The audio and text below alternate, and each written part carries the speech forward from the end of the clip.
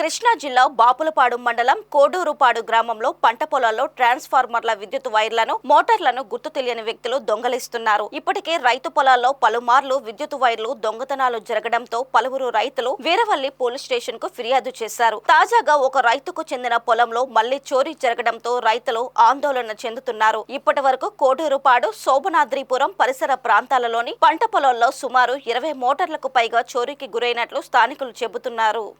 5 తల కోసారండి బోర్లు. మొత్తం 4 బోర్లు అండి.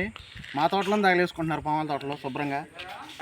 అదండి ఇది చాలా, ఒక బోరుకు వచ్చి 5-6 వేలు అవుతాయండి. మీరు రేపు మొన్న వారం రోజులు ఇక్కడే పడుకున్నాం, ఒకటి వేసుకొచ్చి రాత్రి కోసారండి. 10 బోర్లు కొద్ది చర్య తీసుకోవాలని ప్రభుత్వానికి. కాడి నుంచి ఇప్పుడు 5 సార్లు కోసుకుపోయారు. దెబ్బకి 5 వేలు 10 వేలు. ట్రాన్స్ఫార్మర్లు కూడా ఎత్తుకుపోయారు.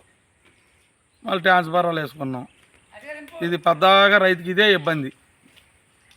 ఎన్నిసార్లు అని ఇప్పుడు 25 బోర్లు కోసారు. ఇలా ఎందాకని కాపలా కత్తాం. మనం మాత్రం రాత్రి అక్కడే 10ంటికి 2 రౌండ్లు వేసాం. ఇంకా అది జరిగింది. ఈ బోర్లు కాడ పెద్దకి ఇదే ఆగం. దొంగలు కంప్లైంట్ పెడతానే ఉన్నాం, వాళ్ళు చర్య తీసుకోవట్లా. అది జరిగింది. ప్రభుత్వం సంధించి ఏమైనా చేస్తే ఇది